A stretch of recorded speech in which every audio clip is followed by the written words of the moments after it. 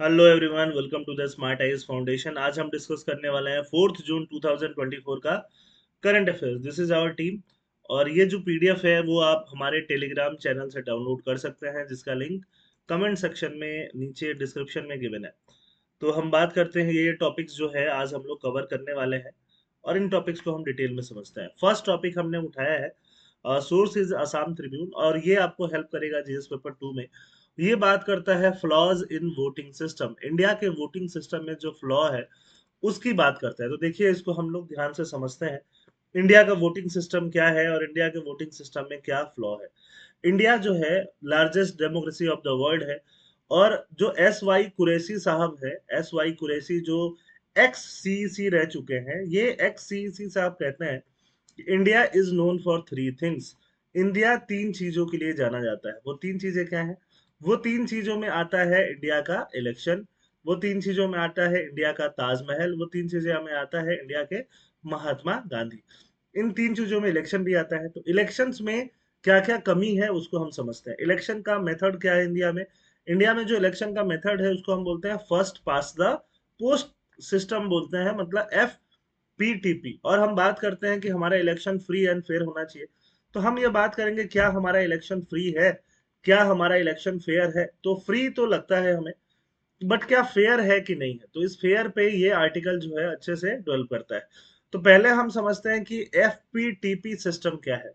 मान लीजिए कि तीन लोग जो है ए बी सी किसी इलेक्शन के लिए कंटेस्ट करते हैं। ए को मिलता है 40% ऑफ द वोट शेयर, है ना। 60% ऑफ द वोट शेयर मान लीजिए बच जाता है। बी को मिलता है 35% ऑफ वोट शेयर। तो ये हो गया 25, 40 और 35, 75। 25 बच गया। 25% हम किसको दे देते हैं? सी को दे देते हैं। तो ये आपका हो गया टोटल वोट शेयर। अब एक बात बताइए, अगर यहाँ पे जो सिस्टम इंडिया में चलता है एफपीटीपी, उसके अकॉर्डिंग कौन जीतेगा? आप आराम से बता सकते हैं कि ए जीतेगा, जिसने हाईएस्ट वोट शेयर एक्वायर किया है। तो एफपीटीपी यही कहता है कि जिसको हाईएस्ट वोट शेयर मिल गया, हाईएस्ट वो जीत जाएगा। यही है प्लूरलिटी ऑफ वोटिंग सिस्टम, यही है एफपीटीपी सिस्टम। लेकिन अगर हम ध्यान से देखें तो ए को तो 40% वोट ही मिला, मतलब 60% लोग ये चाहते थे कि ए नहीं जीते इलेक्शन, तब भी ए जीत गया। ये एफपीटीपी का बहुत बड़ा फ्लॉ भी माना जाता है। बट इंडिया के वोटिंग सिस्टम में यही वोटिंग सिस्टम चल रहा है।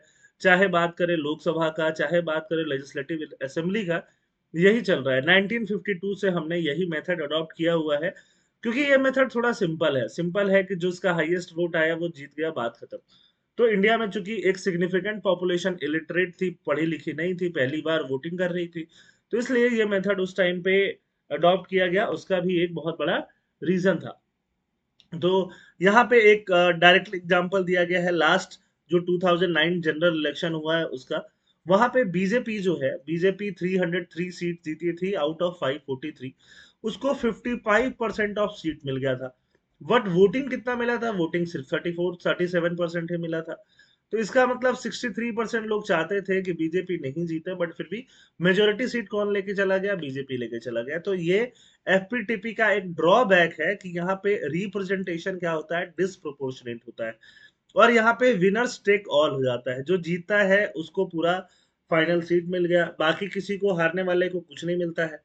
तो विनर्स टेक ऑल सिनारियो भी यहाँ पे हो जाता है। ये दूसरा प्रॉब्लम इसके साथ आ जाता है, where large segment of the electorate do not receive meaningful representation. तो 37% आने, जो जिसका वोट शेयर आया वो मेजोरिटी में चला गया। और 63% लोग जो बीजेपी के लिए वोट नहीं कर रहे थे, वो मेजोरिटी में नहीं आए, उनकी गवर्नमेंट नहीं बनी, है ना। तो ये भी एक सेकंड फ्लो बोला जाता है एफपीटीपी का। और क्या बोला जाता है? अगर छोटी पार्टीज हैं, स्मॉलर पार्टीज हैं, इंडिपेंडेंट कैंडिडेट हैं, तो उनके लिए एफपीटीपी क्या होता है? ऑफन डिसएडवांटेज बन के आता है। एग्जाजरवेशन ऑफ रीजनलिज्म। तो इसमें रीजनलिज्म और आइडेंटिटी पॉलिटिक्स को काफी बढ़ावा मिलता है जब हम बात करें एफपीटीपी। रीजनलिज्म को कैसे? जैसे मान लो एक एरिया है, एक एरिया में एक खास कम्युनिटी के लोग बहुत ज्यादा रहते हैं, है ना, या अपने रीजन पे फोकस करने वाले लोग बहुत ज्यादा रहते हैं। तो यहाँ से एक पर्टिकुलर कॉन्स्टिट्यूएंसी से वही वाले लोग जीत जाएंगे, दूसरे वाले एरिया से फिर वही वाले लोग जीत जाएंगे। एफपीटीपी की जब हम बात करते हैं तो पूरे पूरे इंडिया को हम लोग क्या करते हैं? कॉन्स्टिट्यूएंसीज में बांट देते हैं, है ना। कॉन्स्टिट्यूएंसीज में बांट के हम लोग पूरे इंडिया की बात हम लोग एफपीटीपी में करते हैं, एरिया वाइज करते हैं। तो एरिया वाइज लोग अपने एरिया के लिए वोट दे रहे होते हैं, ठीक है। तो इसमें रीजनलिज्म आने का, identity, caste based politics, caste based politics, religion based politics, इनको हम लोग क्या बोलते हैं, आइडेंटिटी पॉलिटिक्स बोलते हैं। Voter apathy and low turnout, voter apathy, voter कई बार सोचता है कि चलो हम जिसको वोट देंगे वो जीतेगा ही नहीं, तो फिर क्या फायदा होगा, और वोटर का टर्नआउट भी क्या हो जाता है, लो हो जाता है। The perceived ineffectiveness of FPTP system contributes to voter apathy and low turnouts, particularly in safe seat where outcomes are almost predetermined। जहां predetermined है कि वहां पे लोग वोटर टर्नआउट कम होता है। क्या नीड फॉर चेंज होना चाहिए, एड्रेसिंग वोटर इंटरेस्ट को एड्रेस किया जाना चाहिए, कॉन्स्टिट्यूशन में अमेंडमेंट करना पड़ेगा उसके लिए, नीड फॉर चेंज में ये भी है। ऑल्टरनेटिव सिस्टम हम क्या लेके आएंगे, ऑल्टरनेटिव सिस्टम तब लेके आएंगे प्रोपोर्शनल रिप्रेजेंटेशन सिस्टम, जो हम राज्यसभा में यूज करते हैं, उसको हम लोग लेके आ सकते हैं लोकसभा के लिए भी और लेजिस्लेटिव असेंबलीज के लिए भी। तो अब प्रोपोर्शनल रिप्रेजेंटेशन सिस्टम क्या है उसको समझते हैं। प्रोपोर्शनल रिप्रेजेंटेशन में हम लोग क्या करते हैं, इंडिया को कॉन्स्टिट्यूएंसी वाइज नहीं बांटते हैं, जबकि टोटल नंबर ऑफ कॉन्स्टिट्यूएंसी लिख देते हैं कि चलो टोटल नंबर ऑफ कॉन्स्टिट्यूएंसी कितना है, 543 है। अब यहाँ पे 543 है तो लोग जो वोट कर रहे हैं वो पर्टिकुलर पार्टी के लिए वोट करने लग जाते हैं, रादर देन कि पर्टिकुलर कैंडिडेट के लिए वोट करने लगे। अब पर्टिकुलर पार्टी को वोट मिलने लगा, फॉर एग्जाम्पल एक पार्टी को वोट मिला है ना, वोट परसेंटेज मान लो 40% मिला, दूसरी पार्टी को वोट परसेंटेज मान लो 35% मिला, है ना, 75 हो गया। तीसरी पार्टी को वोट परसेंटेज मान लो 20% मिला, 90 हो गया, 95, 5% चौथी पार्टी को मिला। तो जितना जिस पार्टी का वोट परसेंटेज रहेगा उतना ही सीट इसको अलॉट हो जाएगा, उतना ही सीट। 5% अगर इसका वोट शेयर हुआ तो 543 का 5% निकाल लो, उसके अकॉर्डिंग इसका इसका नंबर ऑफ सीट्स हो जाएगा। तो ऐसे ही नंबर ऑफ सीट सबके अलोकेट हो जाएंगे। अगर किसी का 1% भी वोट शेयर रहता है तो उसके अकॉर्डिंग नंबर ऑफ सीट्स उसका एलोकेट हो जाएगा। बट एफपीटीपी में क्या होता है, एफपीटीपी में सिर्फ वोट शेयर से मतलब नहीं है, पूरे इंडिया में वोट शेयर से मतलब नहीं है, एक कॉन्स्टिट्यूएंसी में आपको जीतना पड़ेगा, है ना। पूरे इंडिया में आपको हर जगह वोट मिला बट कहीं भी डिसिसिव वोट नहीं मिला, तो फिर उससे फायदा नहीं होता है। तो प्रोपोर्शनल रिप्रेजेंटेशन सीट से क्या होगा, सीट एलोकेशन होगा। In the proportional representation system parties receive seat in proportion of number of vote. Minority को रिप्रेजेंटेशन मिलेगा जो पूरे इंडिया में फैले हुए हैं, उनको वो जितना वोट शेयर होगा उस हिसाब से उनको उनकी पार्टीज को रिप्रेजेंटेशन मिलेगा। ऐसे में ऐसे में कोई एक पार्टी तभी जीतेगी जब उसका वोट शेयर मोर देन 50% आएगा, तभी वो एक्चुअली जीती हुई मानी जाएगी। तो वोट शेयर मोर देन 50% मुश्किल बात है, ऐसे में कोएलिशन गवर्नमेंट होगा। कोएलिशन गवर्नमेंट इन जनरल ज्यादा डेमोक्रेटिक माने जाता है, ज्यादा इंक्लूसिव माने जाता है, ज्यादा डाइवर्स ओपिनियन को इंक्लूड करते हुए माने जाता है। बात करते हैं कि और क्या अल्टरनेटिव्स हम लोग ले सकते हैं, मिक्स्ड मेंबर प्रोपोर्शन। कई बार ऐसा बात किया जाता है कि हम लोग एफपीटीपी भी ले सकते हैं और साथ में प्रोपोर्शनल रिप्रेजेंटेशन भी ले सकते हैं। कुछ सीट हम लोग एफपीटीपी के लिए रखें और कुछ सीट हम लोग प्रोपोर्शनल रिप्रेजेंटेशन के लिए रखें। अगर 543 सीट्स इंडिया के अंदर आ रही है तो may be 40%, may be 60% seat हम कर दें कि जो कि एफपीटीपी से कॉन्स्टिट्यूएंसीज बड़ी बड़ी हो जाएंगी, और मे बी 40% सीट हम लोग किसके लिए रख दें, प्रोपोर्शनल रिप्रेजेंटेशन के लिए रख दें। फिर आता है रैंक्ड चॉइस वोटिंग। वोटर क्या करें, अपना चॉइसेस देने लग जाएं, तो इसको हम क्या बोलेंगे, रैंक चॉइस वोटिंग। चॉइसेस में ये होगा कि उनको वोट वेस्ट होने का ऐसा जो डर है या खतरा है वो दिखाई नहीं देगा। डेमोक्रेसी हमारी पहले से ज्यादा इंक्लूसिव हो जाएगी। करंट जो सिस्टम लिमिटेशन है एफपीटीपी का, वो जो है अगर हम लोग चेंज करेंगे तो उससे कम हो जाएगा। करंट एफपीटीपी का लिमिटेशन तो हम लोग समझ ही चुके हैं। अब क्या क्या चैलेंज है रिफॉर्म के, अगर हम रिफॉर्म करते हैं क्या चैलेंज आएगा, जो पॉलिटिकल पार्टी जिससे बेनिफिट हो रही है करंट सिस्टम से, वो रेजिस्टेंस क्रिएट करेंगी, कॉन्स्टिट्यूशन में अमेंडमेंट करना पड़ेगा।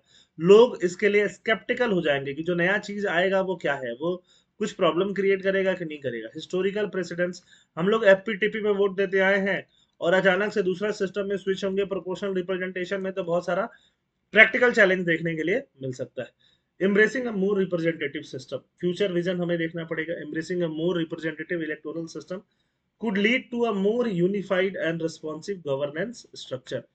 Demographic integrity maintain रहेगी। Without such reform, the concept of democracy in world largest democracy country risk becoming more buffoonery, है ना। मतलब कि अगर हम ऐसा रिफॉर्म नहीं करें तो वर्ल्ड का सबसे बड़ा लार्जेस्ट डेमोक्रेटिक कंट्री बन के भी कुछ खास फायदा नहीं दिख रहा है यहाँ पे, है ना, और मेयर स्लोगन टाइप की बात रह जाएगा। Second topic of the day की बात करते हैं हम लोग, लॉन्च ऑफ अग्निबाण रॉकेट। अग्निबाण रॉकेट का लॉन्च हुआ है, और ये अग्निबाण रॉकेट का लॉन्च एक प्राइवेट कंपनी ने किया है जिसका नाम है अग्निकुल कॉस्मोस। तो इंडिया की प्राइवेट कंपनीज भी, इंडिया का प्राइवेट स्पेस सेक्टर भी आगे बढ़ रहा है। इस ये टॉपिक इसको कॉरेस्पॉन्ड करता है, इंडिया के प्राइवेट सेक्टर का राइज को शो करता है। ये प्रीलिम्स में भी आ सकता है, साइंस एंड टेक मेंस में भी आ सकता है। अग्निकुल कॉस्मोस ने लॉन्च किया है सक्सेसफुली। अब Agnikul cosmos achieve the first successful launch of its indigenously built rocket. Rocket Agnibaan उसने कैसे बनाया था? इंडिजिनस बनाया था। The launch marks a significant milestone in India's private sector. सही बात है। The event garnered attention from ISRO and global space community, वो तो करेगा ही। नवंबर 2022 में स्काई रूट एरोस्पेस ने लॉन्च किया था विक्रम रॉकेट लॉन्च किया था, जो कि इसरो से लॉन्च किया था। स्काई रूट भी क्या है? एक प्राइवेट कंपनी है। अभी जब हम बात कर रहे हैं अग्निकुल का, ये भी क्या है? एक प्राइवेट कंपनी है। तो प्राइवेट कंपनीज क्या कर रही हैं, अब इंडिया के स्पेस सेक्टर में कंट्रीब्यूट कर रही हैं, जो कि एक बहुत बड़ा गैप फील हो रहा था। इंडिया के स्पेस सेक्टर में अकेले जो पब्लिक सेक्टर कंपनी पार्टिसिपेट कर रही थी वो क्या है? इसरो है। तो इसरो के अलावा और भी पार्टिसिपेशन चाहिए, जो अब मिलने लग रहा है। अब बात कर लेते हैं अग्निबाण के बारे में। अग्निबाण रॉकेट है जो कि 3D प्रिंटेड है, world first 3D printed engine है। ये सबसे बड़ा पॉइंट है जो डायरेक्टली प्रीलिम्स में आपसे पूछा जा सकता है। Launch from Agnikul own launch pad at ISRO Sriharikota. ISRO के श्रीहरिकोटा में अग्निकुल का अपना लॉन्च पैड बनाया है, वहां से इसने लॉन्च किया। और अग्निकुल का एम है कि ऐसे बहुत सारा कॉमर्शियल लॉन्चिंग साल भर में करता रहे। स्काई रूट ने विक्रम रॉकेट लॉन्च किया था। Skyroot also plans to launch commercial satellite soon. Both rocket target the small satellite market. Small satellite market को ये लोग टारगेट करने वाले हैं, जिसका पेलोड कैपेसिटी 30 से 300 केजी के बीच में होगा, और जो लो अर्थ ऑर्बिट में होंगे। लो अर्थ ऑर्बिट मतलब अर्थ से लगभग 700-800 किलोमीटर तक हम लोग क्या बोल देते हैं? लो अर्थ ऑर्बिट बोल देते हैं, जो कि अर्थ के चारों तरफ चक्कर लगाने वाली बात है। अब स्मॉल सैटेलाइट से क्या फायदा होने वाला है? Communication, broadcasting, disaster management, climate change monitoring, earth and ocean observation, urban planning, surveillance. Communication broadcasting generally हम लोग हायर स्पेस में जो भी सैटेलाइट भेजते हैं, जियो स्टेशनरी सैटेलाइट, उनके लिए रखते हैं। बाकी जो है ये हमारा लो अर्थ ऑर्बिट वाले बहुत अच्छे से करते हैं। ठीक है। ISRO's SSLV development. SSLV क्या होता है? Small satellite launch vehicle.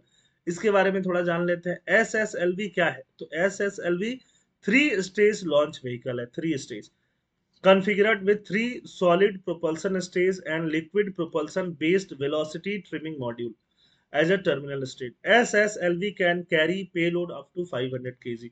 500 kg का पेलोड ये लेकर रख सकता है। SSLV has flown twice with one successful launch।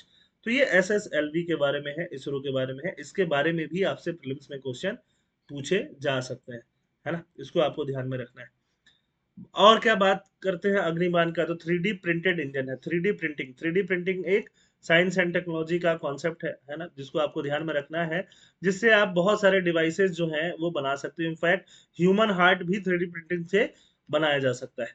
3D printing के आगे चलते हैं। The Agnibaan rocket semi cryogenic engine named Agnilet is entirely 3D printed with no component, moving part, joint, welding और फ्यूजिंग। 3D प्रिंटिंग में एक बार में हुई कोई चीज प्रिंट होके आ सकती है। जैसे कि मान लो आप एक फर्नीचर बना रहे हो, है ना, आप एक टेबल बना रहे हो। तो टेबल में क्या होगा? टेबल में आप एक ऊपर का टॉप बनाओगे, टेबल टॉप, और नीचे वाले ये चारों पार्ट टेबल के लगाओगे, है ना। तो ये चारों अलग से लगाओगे और ये टेबल टॉप अलग से आएगा, है ना। तो ये होता है आप कोई चीज को असेंबल कर रहे हो। प्रिंटिंग में क्या होगा? अगर इसी टेबल को आप 3D प्रिंट करना होता, तो आपका जो मॉडल होता वो टेबल ऐसे बन के आ जाता, और ऐसे ही मैन्युफैक्चर होके आ जाता, कहीं कोई पार्ट ज्वाइंट नहीं होता। इट्स लाइक कि जब हम पहले के टाइम में, एंशियंट टाइम में मोनोलिथ स्ट्रक्चर पढ़ा करते थे। मोनोलिथ एक ही सिंगल स्टोन में हमने कार्विंग कर दिया और उसी से हमने स्ट्रक्चर बना दिया, ऐसा बगैर ज्वाइंट के सामान आएगा। तो ऐसे ही यही है 3D प्रिंटिंग, कि कोई भी ज्वाइंट नहीं है, कोई भी वेल्डिंग नहीं है, कोई भी फ्यूजन नहीं है, it is smooth single piece of hardware. Efficiency cost क्या है? Using 3D printing increases efficiency, reduces cost, minimizes potential error, as each joint or writing in traditional engine is a potential source of failure। जितना joint होगा उतना potential source of failure होगा। ये 3D printing अलग से specially directly 3D printing पे भी mains में क्वेश्चन आ सकता है। In house development, Agni-led engine, the engine has been entirely developed in house of Agnikul Cosmos private launch pad, first for India। Agniban was launched from a privately owned launch pad। Location क्या है? श्रीहरिकोटा, जो आप समझ गए। और अग्निकुल 35 से 40 launch ऐसा करने के लिए सोच रहा है। इंडिया का प्राइवेट सेक्टर का ग्रोथ इससे काफी ज्यादा होते हुए दिख रहा है। इमर्जिंग कंपनीज और कौन कौन सी है? न्यूमरस स्पेस कंपनीज जो है इंडिया में वो और इमर्ज होंगी। गवर्नमेंट सपोर्ट काफी कर रहा है खासकर स्पेस सेक्टर में, और प्राइवेट कंपनीज को भी सपोर्ट कर रहा है। डिप्लोमेटिक आउटरीच भी कर रहा है दूसरे कंट्रीज से, कि दूसरे कंट्रीज भी इंडिया के ग्रोइंग स्पेस कैपेबिलिटीज का फायदा ले सकते हैं। इंफ्रास्ट्रक्चर भी डेवलप हो रहा है। सेकंड स्पेस पोर्ट डेवलप हुआ है। ISRO is developing a second space port in Kulasekarapattinam Tamil Nadu, primarily for SSLV launches. मतलब स्मॉल सैटेलाइट के लॉन्च के लिए यहाँ पे तमिलनाडु में दूसरा हम लोग एक स्पेस पोर्ट डेवलप कर रहे हैं। The success of Agnibaan and the rise of private space company signify a new era in India's space sector with substantial government support and promising growth prospect. इसमें ग्रोथ प्रोस्पेक्ट क्या है? काफी promising होगा। आगे बात करते हैं the delicate balancing of health care cost. Health care cost का delicate balancing. The article discusses the current state of health care in India, emphasizing the increasing importance of cost consideration in shaping services delivery and patient care। ये article ये बताता है, the Hindu का ये article है GS paper 2 का, और ये बताता है कि हेल्थ केयर का कॉस्ट इंडिया में काफी ज्यादा बढ़ रहा है। वो तो ऑब्वियसली बढ़ रहा है। हेल्थ केयर कॉस्ट अगर बढ़ रहा है तो बहुत से जो लोग हैं, खासकर लोअर मिडिल क्लास लोग, पुअर वर्ग के लोग जो हैं, वो हेल्थ केयर को अफोर्ड नहीं कर पा रहे हैं।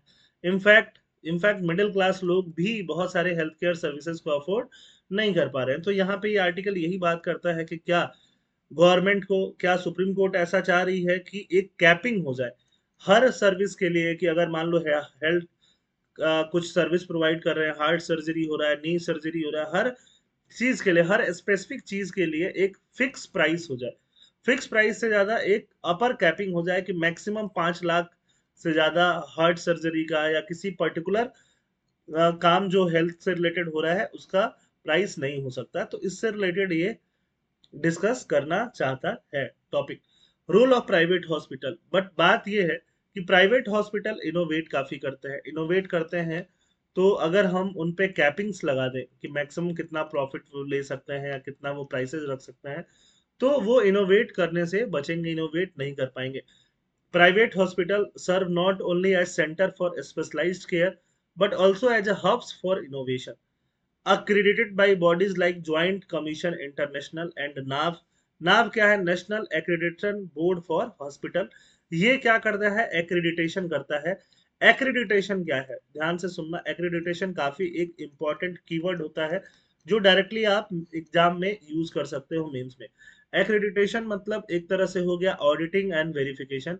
जो भी एजुकेशनल इंस्टीट्यूशन है, जो भी हेल्थ केयर इंस्टीट्यूशन है, उनकी क्वालिटी का ऑडिट करना कि इनकी क्वालिटी अच्छी है, खराब है, ये वैल्यू फॉर मनी है कि नहीं है। ये इनकी रैंकिंग जो देता है, इनको जो परखता है, टेस्ट करता है, उसी प्रोसेस को हम लोग क्या बोलते हैं? एक्रेडिटेशन बोलते हैं। और इस एक्रेडिटेशन के लिए इंडिया में जो बॉडी है हेल्थ केयर से रिलेटेड, वो क्या है? ज्वाइंट कमीशन इंटरनेशनल है और national accreditation board for hospital है। Major hospital groups embrace cutting edge technology to enhance patient outcome. तो ये जो कमीशंस हैं जिस हॉस्पिटल को एक्रेडिट करते हैं, वो बहुत ही ज्यादा इनोवेशन में काम कर रहा होता है, टेक्नोलॉजी में काम कर रहा होता है, कॉम्प्लेक्स प्रोसीजर को आसान बनाने में काम कर रहा होता है, और टेक्नोलॉजी का इन्वेस्टमेंट काफी ज्यादा होता है हेल्थ सेक्टर में। These institution make significant investment in top tier infrastructure and advanced technology, facilitating seamless integration of telemedicine and remote care। Remote care को, टेलीमेडिसिन मतलब दूर से केयर को, है ना, बहुत ज्यादा ये लोग प्रमोट करते हैं। This broadens access to health care service and foster patients trust. इससे पेशेंट्स का ट्रस्ट जो होता है वो काफी बढ़ता है। अगर प्राइस पे कैप लग जाएगा, कैप क्या होता है? पेन पे कैप लगाते हो ना, कैप मतलब एक अपर बाउंड्री सेट करते हो, उसी को कैप बोलते हैं। प्राइस पे अगर कैप लग जाएगा, सुप्रीम कोर्ट कंसीडर कर रहा है कि जो मेडिकल प्रोसीजर है उसमें रेट्स बहुत वेरी करता है, अफोर्डेबिलिटी एक बहुत बड़ा कंसर्न है। तो क्या इसमें कैप्स लगाने चाहिए? शायद नहीं। यहाँ पे अगर हम वन साइज फिट्स ऑल काम करेंगे, वन साइज फिट्स ऑल, जैसे आप शूज खरीदते हो, सॉक्स खरीदते हो, सॉक्स में क्या करते हो, फिक्स साइज और वन साइज ही आता है, हर कोई एक ही साइज पहन लेता है ना। तो वैसे काम हम शूज में कर सकते हैं क्या? शायद नहीं। कपड़ों में कर सकते हैं क्या? नहीं कर सकते हैं। तो वैसे ही one size fits all price cap हम लोग मेडिकल हेल्थ केयर में शायद नहीं लगा सकते हैं। लगाएंगे तो उनका इनोवेशन करने का जो होगा वो कर्टेल हो जाएगा। Impact of price caps on health care quality, one size fits all price cap में undermine health care quality compromise होगी। Hospital facing financial pressure from price caps, report से 15% increase in patient dissatisfaction. Hospital जो financial pressure feel कर रही है price cap से, उन्होंने 15% increase feel किया है किसमें? पेशेंट के डिससेटिस्फेक्शन में। Development of new treatment and technology, especially in field like cancer research, robotic surgery, could be slowed due to limited investment opportunity. अगर हम लोग ऐसा करते हैं, प्राइस कैप लगाते हैं, तो कैंसर रिसर्च, रोबोट से किया जाने वाला सर्जरी, ये सब में इन्वेस्टमेंट जो है ये कंपनीज, बड़ी वाली हॉस्पिटल जो प्राइवेट हॉस्पिटल्स है वो शायद नहीं कर पाएंगी। पोटेंशियल सोल्यूशन क्या है? पोटेंशियल सोल्यूशन है वैल्यू बेस्ड प्राइसिंग। प्राइसिंग ऐसा हो जो वैल्यू बेस्ड हो, जितना वैल्यू कोई हेल्थ केयर सिस्टम ऐड कर रहा है, जितना आउटकम, जितना अच्छा आउटकम दे रहा है, उस हिसाब से प्राइसिंग हो। इकोनॉमिक इम्प्लीकेशंस क्या होंगे? Health care pricing policies have implication beyond health care sector. Poorly implemented rate standardisation can alleviate health care disparities. अगर हम रेट का स्टैंडर्डाइजेशन करते हैं, अच्छी बात है, बट उसको इम्प्लीमेंट अच्छे से नहीं कर पाए तो हेल्थ केयर में डिस्पेरिटीज होनी शुरू हो जाएंगी, है ना। और इकोनॉमी का, ओवरऑल इंडियन इकोनॉमी का हेल्थ खराब हो सकता है। रिकमेंडेशन क्या है? डायनेमिक प्राइसिंग, जैसे कि आप राजधानी में देखते हो, जैसे कि आप फ्लाइट में देखते हो कि डायनेमिक प्राइसिंग होता है। डायनेमिक प्राइसिंग का मतलब क्या होता है कि स्टार्टिंग में जो लोग टिकट बुक कर लेते हैं उनको सस्ता पड़ता है, बाद में जो लोग टिकट बुक करते हैं उनको महंगा पड़ता है। वैसा कुछ डायनेमिक प्राइसिंग होना चाहिए, है ना, बेस्ड ऑन, ये कॉम्प्लेक्स प्राइसिंग हो सकता है। Economics suggests dynamic pricing model then that adjust based on medical complexity and patient financial status. इसमें पेशेंट का फाइनेंशियल स्टेटस को भी ख्याल रखा जाएगा। Thailand tired pricing system, Thailand में टायर्ड प्राइसिंग सिस्टम है। टीयर्ड मतलब कि अलग अलग लोगों के लिए, अलग अलग इकोनॉमिक क्लास के लिए अलग अलग, considering patient income level and medical necessity, present a successful model for balancing cost and care. तो कॉस्ट को भी बैलेंस करना है और केयर को भी करना है। हॉस्पिटल का प्रॉफिटेबिलिटी भी इम्पैक्ट नहीं है हो, जिससे कि इनोवेशन भी इम्पैक्ट नहीं हो। तो इन सब चीज़ों का बैलेंस बनाना बहुत ज़रूरी है, और लाइफ में भी आपको हर चीज़ का बैलेंस बनाना बहुत ज़रूरी होता है। लीगल एंड रेगुलेटरी चैलेंज क्या आएंगे हेल्थ केयर को मैनेज करने के लिए? Effective management of health care cost require legislative reform, tailoring approaches to local demographic and economic condition can support rate standardization and high quality care. अगर हम लोग ये अप्रोच अडॉप्ट करते हैं, तो रेट को स्टैंडर्डाइज करते हैं, हाई क्वालिटी केयर पे फोकस करते हैं, तो ये सारा काम हम लोग कर सकते हैं। State like Rajasthan and Tamil Nadu advocate for robust legal framework. Rajasthan और तमिलनाडु बोलते हैं कि रोबस्ट लीगल फ्रेमवर्क लेने की जरूरत है, जिससे कि हम गैप फिक्स कर सकें, है ना, in rate fixation provisions. Role of technology in health care cost reduction, technology का भी काफी अच्छा रोल होता है। टेक्नोलॉजी में क्या क्या चीजें होती हैं? इलेक्ट्रॉनिक हेल्थ रिकॉर्ड को मेंटेन करना, आर्टिफिशियल इंटेलिजेंस को इंक्लूड करना, ये सब का चीजें काफी ज्यादा हो रही हैं। खासकर कर्नाटका में टेलीमेडिसिन के इनिशिएटिव्स लिए गए हैं, है ना, जो कि हॉस्पिटल विजिट को 40% कम कर दिया। मतलब आप वीडियो कॉल से डॉक्टर पे बात कर सकते हो, चैट्स पे बात कर सकते हो, तो इससे हॉस्पिटल विजिट काफी कम हो जाता है।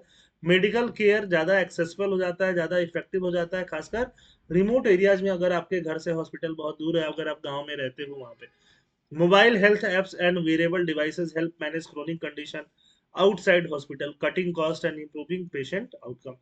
Ensuring technology access for all, लेकिन टेक्नोलॉजी एक्सेस भी ऑल के लिए देना जरूरी है ना। डिजिटल लिटरेसी बढ़ाना जरूरी है, इंटरनेट एक्सेस बनाना जरूरी है, और हेल्थ केयर में और इनोवेशंस करते रहना जरूरी है। इंपॉर्टेंस ऑफ फ्लेक्सिबल प्राइसिंग, अगर प्राइसिंग फ्लेक्सिबल होगा तो इससे फायदा क्या होगा? सारे स्टेक होल्डर इन्वॉल्व रहेंगे, है ना, प्राइवेट हेल्थ केयर प्रोवाइडर भी इन्वॉल्व रहेंगे, सस्टेनेबल पॉलिसीज डेवलप हो पाएंगे। डेटा पॉलिसी को, डेटा को काफी ज्यादा यूज में लेना चाहिए पॉलिसी फॉर्मुलेशन में। डेटा में क्या आ सकता है? जो भी कितने पेशेंट क्या-क्या बीमारियों से जूझ रहे हैं, उनका सबका इनकम लेवल क्या है, उस पे बेस्ड हम लोगों को कोई भी पॉलिसी बनानी चाहिए। कोई भी पॉलिसी जिसमें हम लोग प्राइस फिक्स करने की बात कर रहे हैं, वो उस पे बेस्ड होना चाहिए। Recommendation for balancing access, innovation and affordability. हमें हर किसी के लिए एक्सेस बनाना है, अफोर्डेबिलिटी को बढ़ाना है और इनोवेशन को बढ़ाना है। Implement pilot project in select district में हम पायलट प्रोजेक्ट बना सकते हैं। पायलट प्रोजेक्ट मतलब कि छोटे प्रोजेक्ट के एक एरिया में हमने कोई प्रोजेक्ट चला दिया, प्राइस को फिक्स करके, वहां पे देख लिया क्या आउटकम है, फिर उससे सीख लिया, लर्न कर लिया, फिर उसको इम्प्लीमेंट किया। Allocate government subsidies to support research and development. Government का सब्सिडीज होना चाहिए जिसमें कि वो रिसर्च एंड डेवलपमेंट में खासकर प्राइवेट हॉस्पिटल्स के लिए भी। Establish public private partnership, PPP को इस्टेब्लिश करने से कटिंग एज टेक्नोलॉजी आएंगी पब्लिक हॉस्पिटल में भी, है ना। Fostering an environment conducive to innovation, innovation के कंड्यूसिव इन्वायरमेंट को फोकस करना होगा, while ensuring equitable access to quality health care is crucial for India's aspiration to be a global healthcare leader. Prioritizing affordable healthcare and leveraging technology are essential steps toward achieving the goal. तो ये सारी चीजें I hope आपकी समझ में आई होंगी। Thank you for watching. जय हिंद।